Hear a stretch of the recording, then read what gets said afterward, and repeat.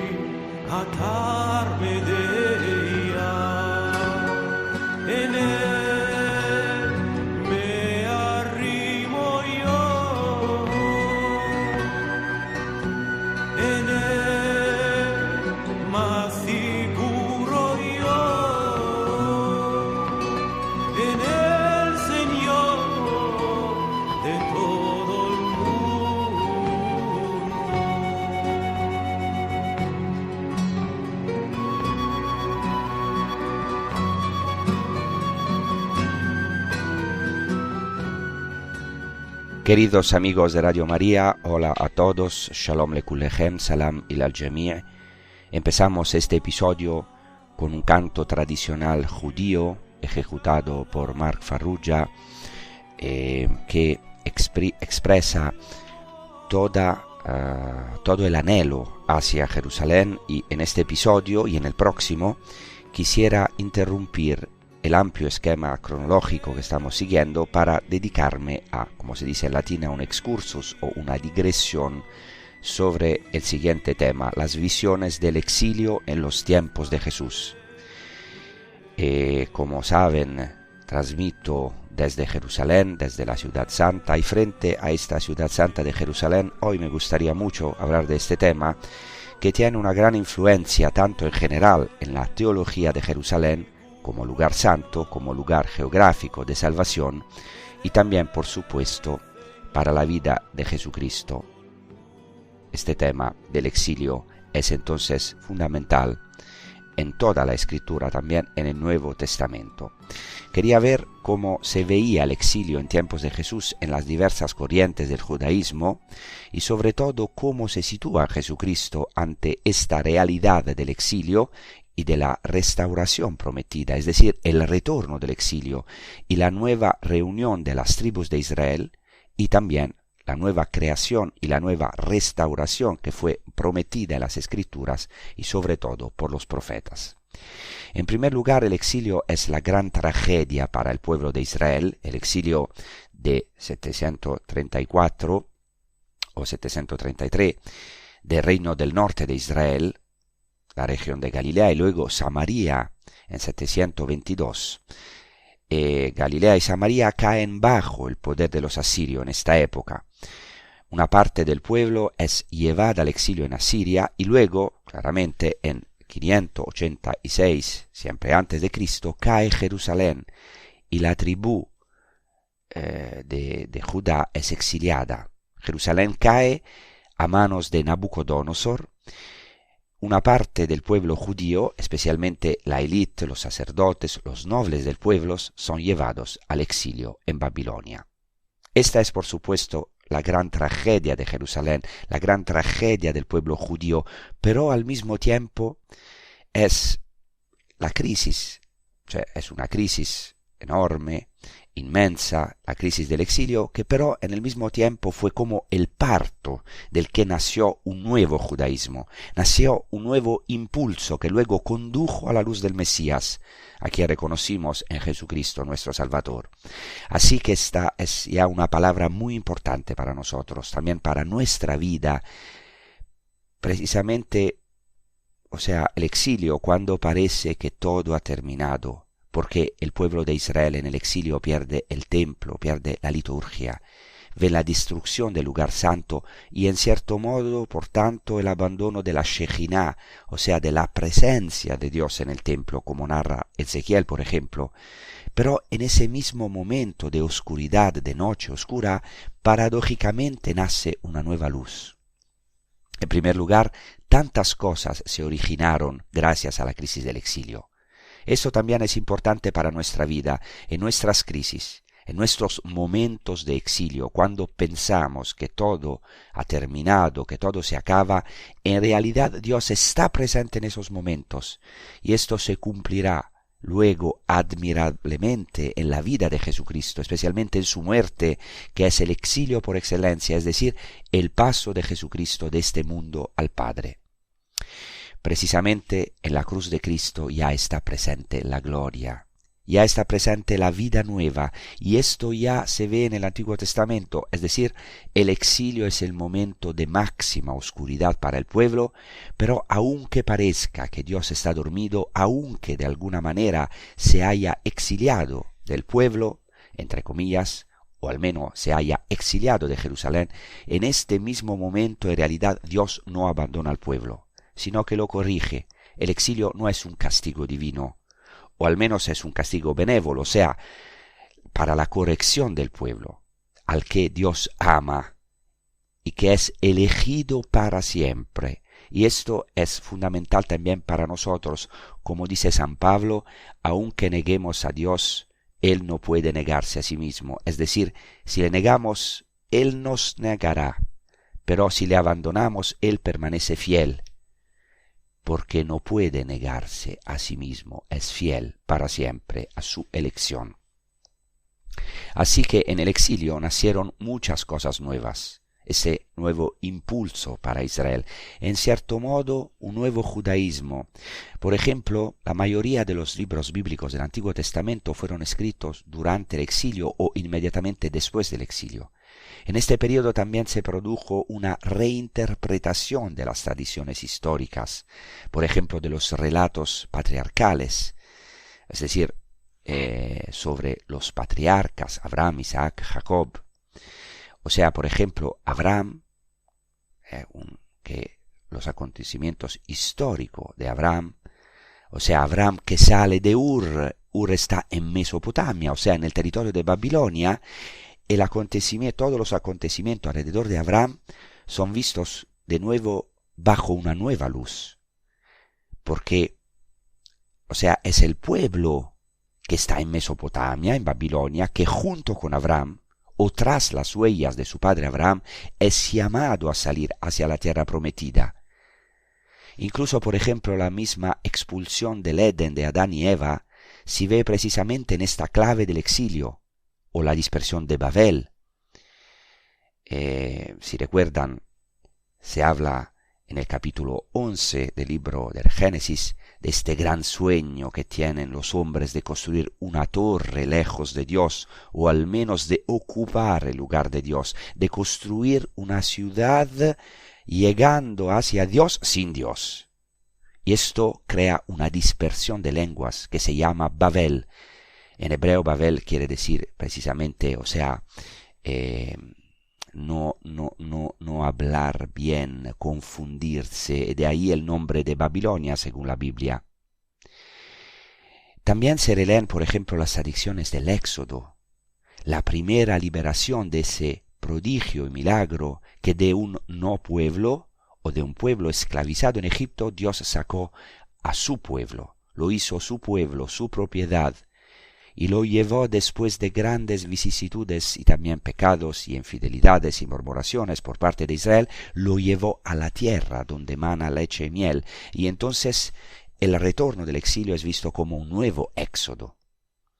Luego también en el exilio nacieron los grandes profetas, incluso un nuevo profetismo, con los primeros anhelos escatológicos, o sea, hacia los últimos tiempos, y mesiánicos, es decir, los primeros grandes textos mesiánicos nacieron precisamente en el exilio y luego en el post-exilio, así que de esta crisis del exilio surgió la creencia en un Mesías que debía venir, ciertamente guiado, todo este proceso fue guiado e inspirado por Dios.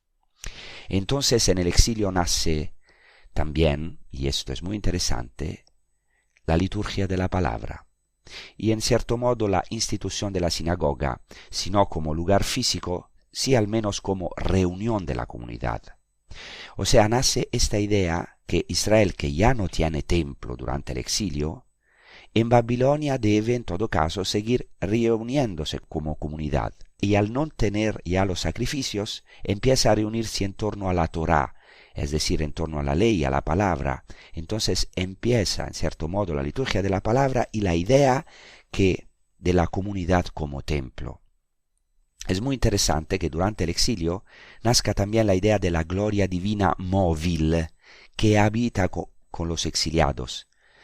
Especialmente Ezequiel habla de la idea de la Merkavá, aunque no utiliza este término, pero el libro del profeta Ezequiel se abre con esta visión maravillosa del carro divino, del trono divino, que es en el templo de Jerusalén, que sale, la gloria de Dios sale del templo de Jerusalén, pero este carro tiene ruedas que van a todas partes. O sea, ¿qué quiere decir?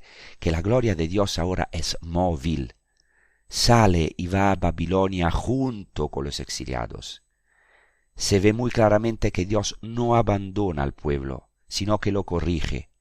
Eso es muy interesante porque empieza a nacer la concepción de la comunidad como templo, no solo del lugar físico del templo, sino de la comunidad como templo, como el templo de la presencia divina, como el templo de la Shejinah. Y sabemos que esto se cumplirá, evidentemente, en la primera comunidad cristiana, con la resurrección de Cristo, con Pentecostés. La comunidad cristiana, la iglesia, se convierte en el templo mismo de Dios, de la presencia de Dios. Y luego también sabemos que cada alma cristiana, cada hombre es templo de Dios, porque, dice San Pablo, ¿no sabéis que sois el templo del Espíritu Santo que habita en vosotros? Además, la imagen de un nuevo templo que Dios reconstruirá, de una reunión escatológica de todas las tribus de Israel, y también en cierto modo de una apertura universal a todos los pueblos, esto también nace en la época del exilio. Y entonces nace también la figura del siervo sufriente de Isaías y del justo perseguido, a lo mejor inmediatamente después del exilio. Y también el libro de Job, por ejemplo, puede leerse como una figura individual, claramente, pero también como el sufrimiento de la comunidad. Job debe pasar por el sufrimiento más oscuro, por la crisis de haberlo perdido todo. Y esto para ver a Dios, para hacer una experiencia de Dios. Entonces ahora escucharemos un canto que se titula Babilonia criminal, que habla precisamente de esta tragedia del exilio, claramente uno de los salmos que más se centra sobre esta tragedia del exilio del pueblo de Israel que se encuentra sin nada en Babilonia. Vamos a escuchar y a rezar con este canto.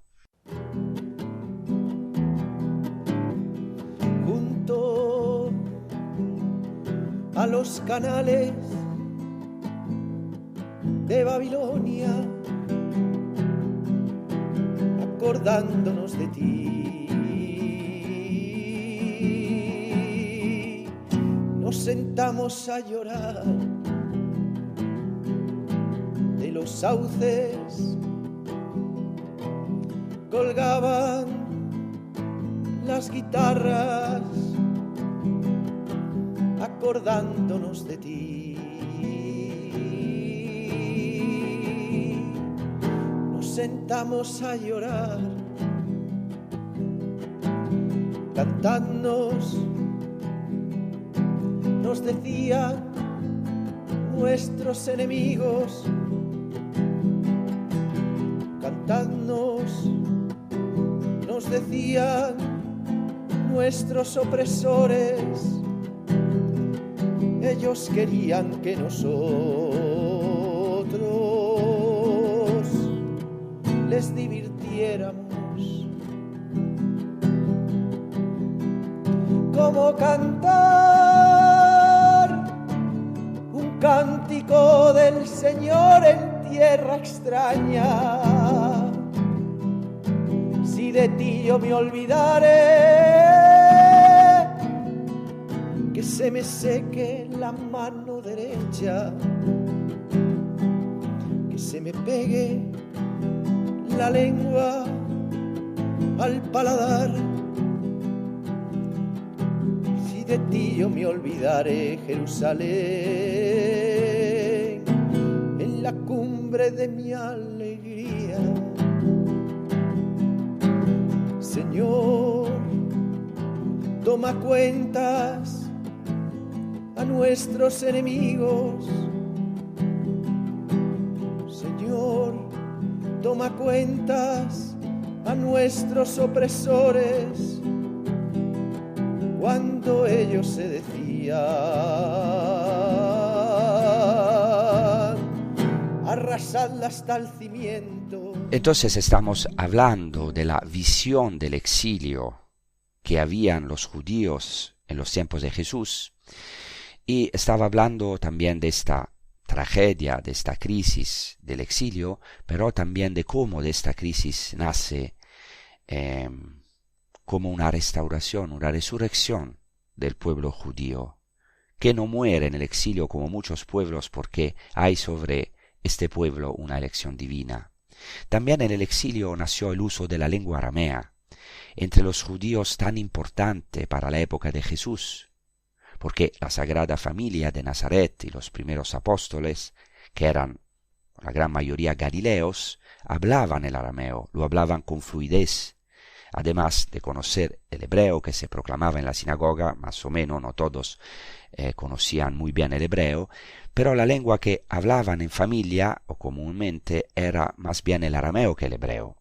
Así que podríamos resumir: de las tinieblas del exilio sale la luz del Mesías, que redime estas tinieblas del exilio asirio babilónico. Y el Mesías cumplirá todas las promesas proféticas del retorno de las tribus de Israel, de la restauración desde el exilio y de la reconstrucción del templo. Veremos que estas cosas están relacionadas. Así que ahora profundizaremos en cómo los judíos de la época de Jesús, y luego evidentemente de la iglesia primitiva, veían el exilio y especialmente la restauración desde este exilio. Ojo, no se trata solo de un tema arqueológico, por así decirlo, o de mero interés histórico. Por supuesto que también es un tema existencial que afecta nuestra vida, y también un tema teológico, e en cualquier caso un tema muy actual. Por ejemplo, hoy muchos judíos e incluso algunos cristianos, especialmente protestantes, pero también católicos, ven el actual retorno del exilio, de los judíos, o sea, el retorno a la tierra de Israel, como algo milagroso, como una señal que marca el inicio del cumplimiento final de las promesas. Claro que esto tiene también repercusiones políticas, en algunos casos incluso extremas o exageradas. Pero este tema es tan importante para los judíos de hoy que cuando recitan una oración que se llama Amidá, que es una de las oraciones más importantes que recitan los judíos diariamente en la sinagoga, o también cuando rezan, digamos, individualmente, se llama Amidá porque la recitan de pie. Amidá quiere decir de pie. Y en esta oración hay dos bendiciones sobre este mismo tema del exilio y la restauración. Y quiero aquí mencionar una de estas bendiciones que se llama Kibbutz Galuyot, que quiere decir la reunión de los exiliados, que es la 10ª bendición de esta oración de la Amidá, que se llama también las 18 bendiciones. Y, o sea, se recita así dirigiéndose a Dios: haz sonar, dicen los judíos a Dios, haz sonar el gran shofar, el cuerno, por nuestra libertad. Lleva el estandarte para reunir a nuestros exiliados, y reúnenos desde los 4 puntos cardinales. Bendito eres tú, Señor, que reúnes a los dispersos de tu pueblo Israel. En esta bendición, pues, se pide que se cumpla esta promesa, que se recoja Israel del exilio y se le reúna desde los 4 puntos cardinales, lo que presupone que Israel sigue en el exilio. Otra bendición se llama Birkat Yerushalayim, es decir, la bendición de Jerusalén, que es la 14ª bendición. Y esta bendición pide la gracia de que Dios habite en medio de Jerusalén, y pide el restablecimiento del templo, así como la restauración del reino de David. En una palabra, pide la venida del Mesías. Es muy interesante que todavía hoy los judíos creen que la venida del Mesías está ligada a la reunión de los exiliados, de los desterrados, y también a la reconstrucción del templo, y veremos cómo para nosotros los cristianos Jesús ya ha realizado esto históricamente en su persona y también en nuestra vida concreta, en nuestra vida personal. Según el Midrash Tanjuma, Jerusalén no se reconstruirá hasta que hayan regresado todos los exiliados, por lo que este tema está muy vivo hoy en el judaísmo actual. Según los judíos ortodoxos, el exilio es una realidad que toca no solo a los judíos de la diáspora, es decir, a los dispersos, a los que viven fuera de la tierra de Israel, sino que también toca a todos los que viven en un Israel gobernado por personas no religiosas, o como en algunos tiempos por paganos. Y esto es indicativo. Incluso para los judíos de hoy, los ortodoxos, en general el exilio físico es un reflejo de un exilio mucho más profundo y espiritual. Es decir, Dios mismo en cierto modo sigue exiliado de su pueblo, y este exilio solo terminará cuando venga el Mesías, cuando vendrá el Mesías. Esto es muy importante para entender algunas afirmaciones del Nuevo Testamento. Basta pensar que al comienzo de los Hechos de los Apóstoles, después de la resurrección de Cristo, después de alrededor de 3 años que los apóstoles hayan escuchado a Jesucristo, todavía hacen esta pregunta: Señor, ¿es este el tiempo en que restaurarás el reino para Israel? Es decir, es muy interesante, los apóstoles, a pesar de haber visto y oído a Jesucristo en toda su predicación pública, un ministerio público, después haber visto a Jesús resucitado, siguen pensando de cierta manera en la restauración de Israel de una manera muy terrenal, muy humana, es decir, le preguntan a Jesús y piensan en categorías judías que Jesús después de su resurrección reconstituiría el reino de Israel. Y esto sigue siendo muy interesante porque, es muy vivo también hoy. Ahora queremos ver con más detalle cómo se consideraba el exilio en la época de Jesús, y luego veremos en el próximo episodio lo veremos cómo Jesús cumple esta palabra y cómo la iglesia primitiva también habló de esta restauración del exilio en la iglesia, en la comunidad cristiana misma. Ciertamente la influencia de la época del exilio en Jesús fue verdaderamente grande. En primer lugar, según los arqueólogos que excavaron en Nazaret, el centro o el pueblo de Nazaret fue abandonado en un momento determinado. O sea, hay un vacío de habitación. Es decir, si bien tenemos la certeza de que Nazaret estuvo habitada en ciertos momentos, en cambio hay un vacío en el que Nazaret no estuvo habitada. ¿Y por qué este vacío? Este vacío se debe a la invasión asiria de Tiglat-Pileser III en 734-733 a.C.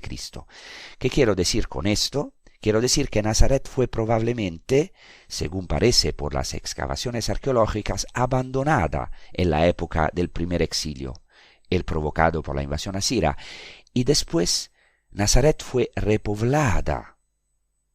Después, y de esto estamos seguros, después del exilio, En el siglo II a.C., un soberano asmoneo descendiente de los macabeos, que se llama Juan Hircano, trajo de vuelta a los exiliados de Babilonia y también de Persia, los exiliados judíos, y algunos de esos judíos desde el exilio se establecieron en Nazaret. Y esto es muy interesante, es decir, Jesús es descendiente de los exiliados, como nos dice claramente el Evangelio de Mateo, que dice que una etapa que marca la genealogía de Jesús es la deportación a Babilonia.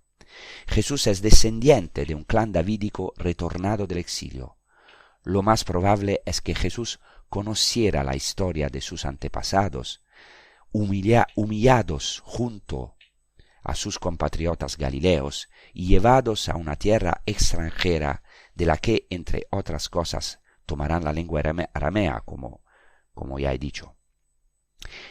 Y a esta humillación, que ciertamente también tocó a Nazaret, la tribu de Zabulón, donde se encuentra Nazaret, a la tribu de Zabulón se refiere la profecía de Isaías en los capítulos 8 y 9, en los que se anuncia un futuro glorioso por un niño, que se llama Emmanuel, en hebreo Immanuel, Dios es con nosotros, quiere decir Immanuel. Este niño restaurará eternamente al reino de David y restaurará el Shalom, instaurará el Shalom, la paz mesiánica, y redimirá milagrosamente a los exiliados. Y esto de verdad ha sucedido. Nazaret ha vuelto a florecer milagrosamente. Y además ya he dicho en otras emisiones que el propio término Nazaret, o sea, Nazaret en hebreo o también Nazrat, proviene de la palabra hebrea Netzer, que significa brote, retoño, y por lo tanto los habitantes de Nazaret, y por lo tanto Jesús, José y San José y la Santa Virgen María, sabían que el nombre de su pueblo de Nazaret se refería al Netzer, es decir, a este brote, a este retoño que brotaría del tronco de Jesé, tronco, o sea, marchito o estéril a causa del exilio. Y claro, se referían a estas profecías, eran hijos de esta profecía, en particular de esta profecía sobre el brote de Jesé, del que toma su nombre el pueblo de Nazaret. Entonces ahora vamos a rezar otra vez con un salmo del exilio, que se llama Como la sierva, el Salmo 41, que es maravilloso porque ya habla del pueblo que tiene que marcharse en exilio, pero todavía anhela a Dios como al agua viva. Entonces, pensamos también a nuestros exilios, porque en este canto se dice que los enemigos, nuestros enemigos espirituales, nos dicen, ¿dónde está tu Dios? ¿Dónde está tu Dios? Nos dice muchas veces el demonio enfrente de tus exilios, de tus desolaciones, de la vida o espirituales, en algunos momentos de vacíos en los cuales, tenemos la sensación que Dios nos ha abandonado, como han tenido los judíos. Entonces esta voz constante del enemigo espiritual que nos dice, ¿dónde está tu Dios? ¿Dónde está tu Dios? Pero siempre, el orante, el salmista, tiene esta esperanza, que no obstante todos los sufrimientos, no obstante el hecho de que está exiliado, lejos del lugar santo, pero este anhelo no termina porque tenemos esta sed de Dios. En nuestro vacío más profundo es esta sed de Dios, y Dios no nos abandona. Por eso es importante desahogarnos también muchas veces en la oración a través de los salmos, que son maravillosos, son palabra de Dios. Los salmos son el ritual de la vida de Jesucristo y el ritual de nuestra vida, porque se cumplieron perfectamente en Jesucristo y hablan de todos los momentos de nuestra vida, también los momentos más trágicos, más oscuros. Y entonces podemos de verdad escuchar este salmo, rezar con este salmo.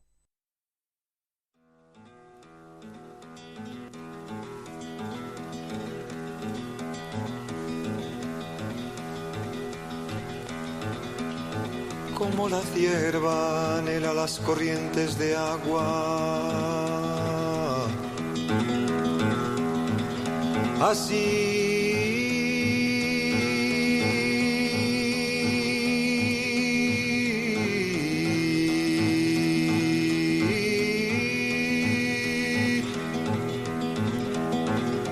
Mi alma te anhela a ti, Dios mío. Mi alma tiene sed de Dios, del Dios vivo. ¿Cuándo podré ver el rostro de Dios?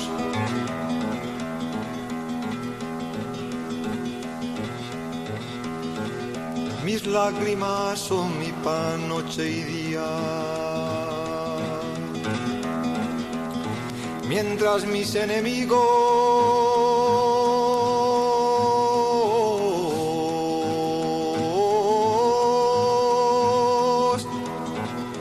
me dicen todo el día: ¿dónde está tu Dios? ¿Dónde está tu Dios? ¿Dónde está tu Dios? Y cuando yo recuerdo, el alma se me llena de tristeza, como marchaba en medio de un pueblo en fiesta.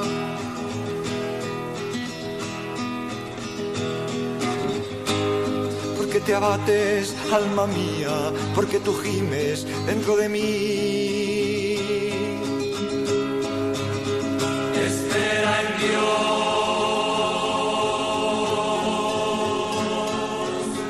Espera en Dios,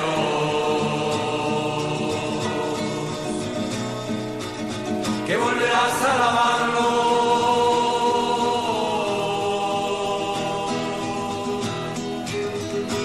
porque Él es tu salvación. Él es tu Dios.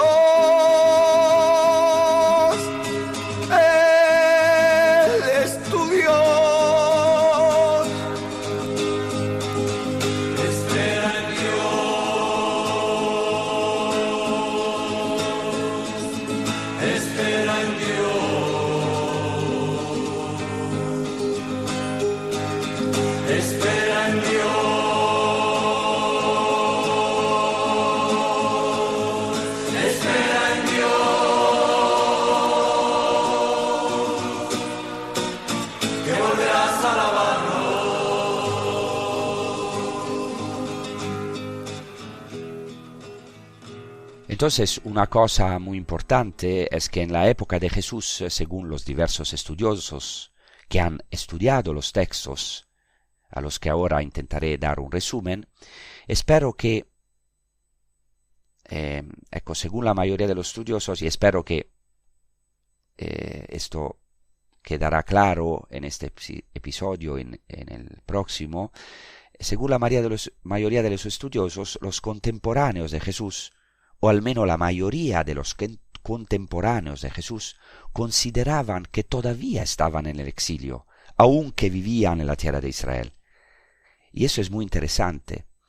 Es decir, a pesar de que en la época de Jesús existía el reinado de Herodes el Grande, y por lo tanto un reino local de los judíos, sin embargo los judíos de la época de Jesús, o al menos la mayoría, como veremos, se consideraban todavía en el exilio, porque de cualquier manera estaban bajo el poder romano, y por lo tanto bajo el poder de los paganos. Y por lo tanto, según ellos, todavía las promesas no se habían cumplido, las promesas de Dios. Esto es muy importante porque aumentará este anhelo por la llegada del Mesías y la restauración desde el exilio gracias al Mesías. Entonces, en primer lugar, tenemos la posición de un grupo de la época de Jesús, que son los fariseos, que tenían una posición intermedia, por así decirlo, entre la posición de los herodianos y de los saduceos por un lado y los esenios por otro. Es decir, los fariseos eran conscientes de que Israel estaba todavía en el exilio porque estaban bajo el yugo romano.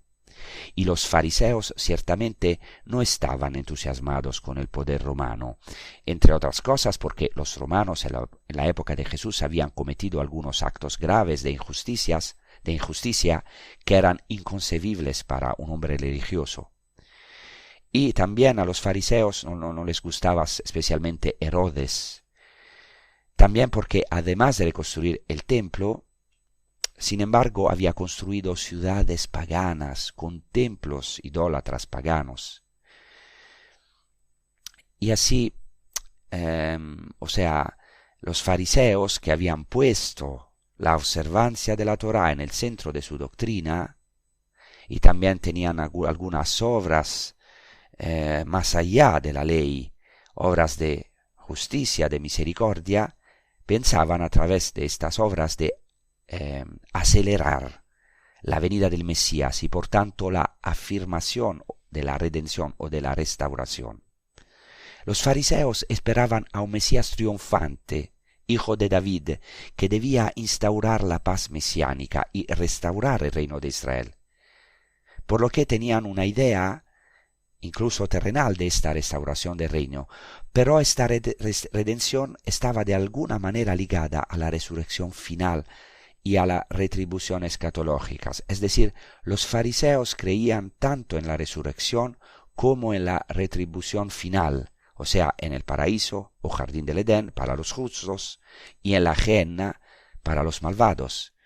Es decir, creían en una era mesiánica y también en una era escatológica, en un juicio final y en una retribución después de la muerte. Interesante es también la posición de los judíos de la diáspora, y aquí tenemos en primer lugar a Filón de Alejandría, y Filón es el judío más conocido de la diáspora, o sea, el término diáspora se refiere a todos los judíos que vivían y viven todavía fuera de la tierra de Israel. Filón es un gran intérprete de la escritura, también filósofo del siglo I después de Cristo, que vivió fuera de Israel en una ciudad importantísima, la segunda ciudad del Imperio Romano después de Roma, que es Alejandría, en Egipto. Es interesante porque en Filón tenemos la posición de lo que quizás una parte de los judíos de la diáspora creían. O sea, no veían el exilio solo como una corrección de Dios, sino también como una oportunidad para la bendición y la proliferación del pueblo judío. Es decir, Filón habla de una cierta colonización del mundo, es decir, de una misión de Israel a las naciones.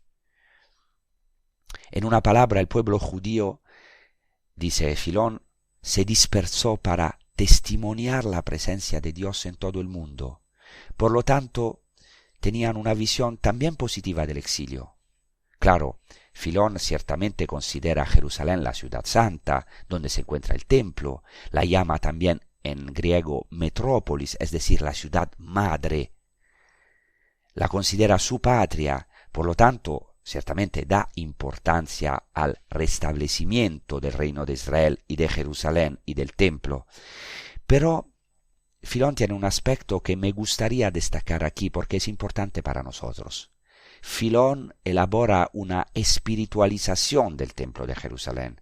Es decir, aunque reconoce la centralidad física del templo, se refiere al mundo entero como un templo, porque dice literalmente que el templo es el signo tangible de la presencia de Dios abarcándolo todo. Pero al mismo tiempo considera a la comunidad de creyentes e incluso al corazón del hombre como un templo. Entonces pueden ver cómo Dios fue preparando también la revelación de Cristo y la fe de la iglesia primitiva. La culminación de la revelación, Cristo es la culminación de la revelación. Y entonces se iba todo preparando y Filón es testigo de toda esta preparación hacia el culmen que es Jesucristo. Entonces Filón en algunas obras hablas de una diáspora espiritual, es decir, tiene un concepto espiritual del exilio. O sea, los verdaderos exiliados en realidad son aquellos que están divididos en sus mentes, están dispersos lejos de Dios y de la virtud, como él dice. Están dispersos lejos de la contemplación de Dios. Entonces, es muy interesante, el regreso a la tierra de Israel no es visto por Filón solo como algo físico, sino que representa la conversión de los vicios a la virtud, hasta lo más bello, lo más importante, que es la contemplación, la visión de Dios. Por lo que la ciudad santa de Jerusalén, desde la que estoy transmitiendo ahora, se convierte no solo en una realidad geográfica, sino que se convierte en el destino de una peregrinación espiritual, a la que se llega a través de una vida de contemplación y de paz. Por lo tanto, la verdadera restauración, según Filón, no es tanto el regreso físico a la tierra, que Filón no niega porque es judío, conoce su importancia, no lo sustituye, pero cree que la verdadera restauración del exilio es la restauración del espíritu. Y por eso Filón parece extender esta restauración no solo a los judíos, quienes ciertamente son los primeros en disfrutarla, sino que también lo extiende a los paganos, a los goim. Paganos quiere decir los que no son judíos, los goim, los gentiles. Es muy interesante porque Filón es un judío que vive entre paganos, en un ambiente fuera de la tierra de Israel, y de alguna manera, o sea, ve que esta restauración es también para los que no son judíos, para los goim, para los gentiles, para todos los pueblos. Tiene que ser una restauración universal, un retorno del exilio universal. Entonces, en el próximo episodio vamos a profundizar más visiones porque no tenemos tiempo de hablar. Claro que hago ya una síntesis, pero sería necesario profundizar más y después llegaremos a cómo Jesucristo cumple este anhelo a la restauración del exilio. Y también es muy interesante cómo lo vivía la iglesia primitiva, porque la iglesia primitiva tenía todavía vivo, como nosotros tenemos que tener vivo, esta fe en la reunión en Cristo. Jesucristo nos ha unificado, nos quiere de muchos pueblos diferentes, dispersos en nuestras cosas, en nuestros business, en nuestras idolatrías, nos ha reunido como un único pueblo. Vamos a hablar de esto en el próximo episodio, pero ahora quiero concluir también dando una palabra que pueda servir para nuestra vida de hoy, que sirve también a los judíos, pero también a nosotros, los cristianos de hoy, y a lo mejor para todo hombre. Porque muchas veces tenemos esta experiencia muy dolorosa del exilio en nuestra vida personal. Nos parece, como decía, que estamos dispersos en muchas cosas, en el mundo también muy fragmentario de hoy. También estamos dispersos en nuestros sufrimientos, en nuestros pecados, en nuestras distancias de Dios. Es verdad, experimentamos esta diáspora en nuestra vida, esta dispersión, esta cierta distancia del rostro de Dios, de la presencia de Dios. Pero Dios en Cristo tiene este poder reunirnos. Y por eso Jesucristo eligió a los 12, porque los 12 son la primicia del pueblo de Israel redimido. Por eso Jesucristo elige a los 12, que son la síntesis, la recapitulación del pueblo de Israel sin sustituirlo, porque vienen del pueblo de Israel, y después elegirá a los 72 o 70, que 70 es el número de todas las naciones de la tierra. Entonces los apóstoles, Israel, los discípulos, todos los pueblos, todos los goim, los gentiles. Es maravilloso, ya está todo, ¿no? En Cristo claramente. Entonces, Jesucristo quiso reunirnos de nuestras dispersiones y por eso eligió a los 12. Por eso eligió a nosotros de entre todas las naciones, para que verdaderamente podamos ser llevados de regreso a la unidad, al Echad. Shema Israel, Adonai Eloheinu, Adonai Echad. Escucha Israel, el Señor es nuestro Dios, el Señor es uno, Echad. La unidad también para nosotros los cristianos. la unidad de la Santísima Trinidad, la comunión, el cielo en la tierra que podemos experimentar, la comunión con la Santísima Trinidad, porque nosotros somos templo de la Santísima Trinidad, templos vivos, y también la unidad, la comunión con los hermanos. Entonces nosotros podemos, por el poder de la gracia, podemos ser llevados de regreso a la unidad. En la unidad de la Santísima Trinidad, en el corazón de Cristo, en el único que cumplió la voluntad de Dios, en aquel que nos reúne. Y esto es verdaderamente una buena noticia para nosotros hoy. Fijaos que también los apóstoles, a pesar de haber pasado 3 años con Jesucristo, a pesar de que Jesucristo les había profetizado muchas cosas, habían sido iluminados, vieron milagros en el momento crucial, vieron milagros, increíbles, pero en el momento de la cruz también los apóstoles fueron dispersados. Lo vamos a ver en el próximo episodio. Vivieron este exilio. El exilio de la pérdida del Mesías, la pérdida de su maestro, de la pérdida, pensaron que era no temporal, sino una pérdida definitiva, un fracaso, como nosotros también. Y experimentamos esto.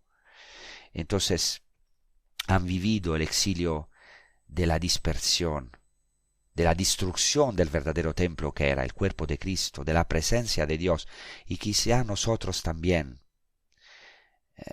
debemos hacer o hemos tenido en nuestra vida esta experiencia dolorosa de las tinieblas del exilio, del alejamiento de Dios. Quizás destruimos el templo por nuestros pecados, como el pueblo de Israel en el Antiguo Testamento experimentaron la destrucción del templo, el alejamiento de Dios. Quizá nosotros hemos profanado este templo del Espíritu Santo que es nuestro cuerpo. Pero ¿cuál es la buena nueva? La buena noticia, que Cristo viene en el cenáculo, aquí en Jerusalén, justo donde estoy. Cristo descendió y regresa hoy a nosotros en cada momento para reunirnos a través de su santa resurrección, diciendo la paz con vosotros. Jesucristo va al encuentro de estos apóstoles dispersos, apóstoles heridos, porque ya son 11, no 12, no como saben, pero Cristo va a su encuentro, los reconstituye, los llena de su espíritu, de su alegría, de su gozo, los hace templos del Espíritu Santo, los reúne en una sola comunidad, la única iglesia, aunque luego heridos por los pecados, los escándalos, las divisiones, como estamos experimentando. Entonces, cuidado a las divisiones en la iglesia, a alejarnos de esta unidad en Cristo, porque tenemos esta misión.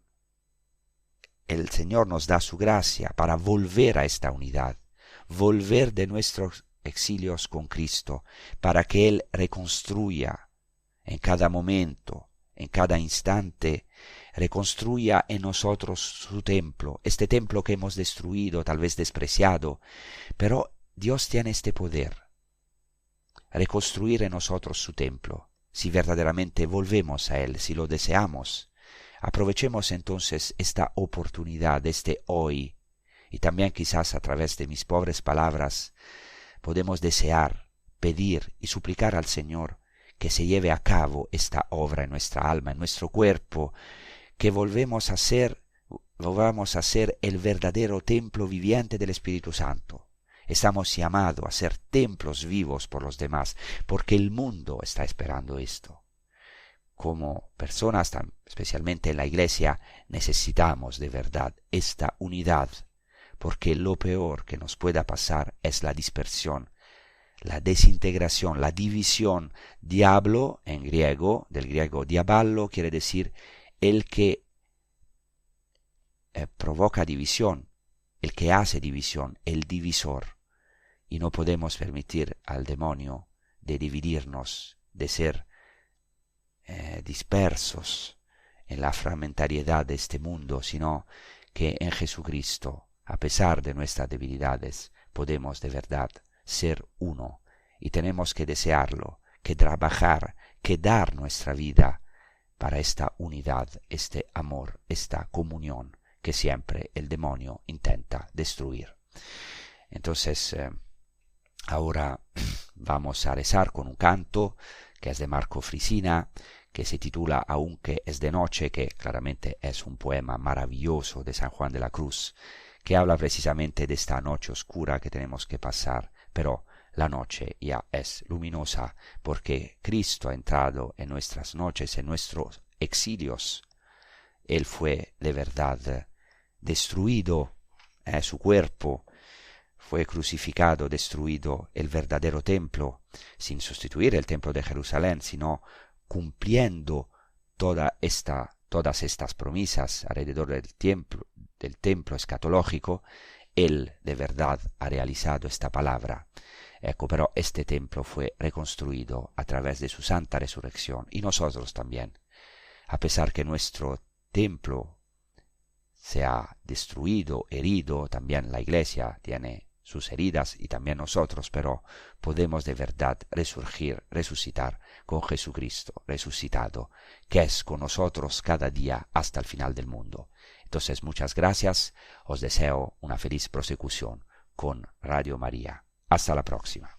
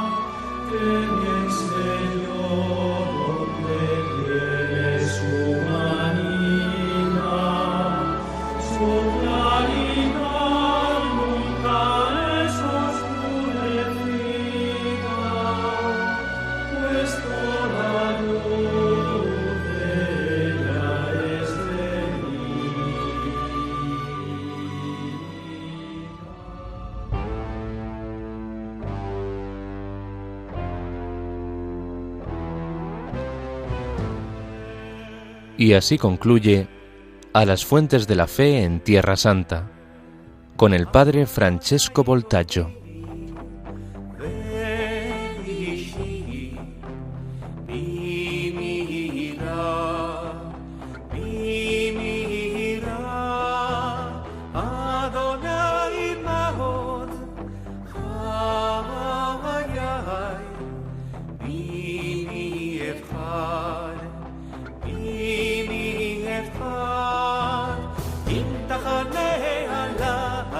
מחנה לא יירא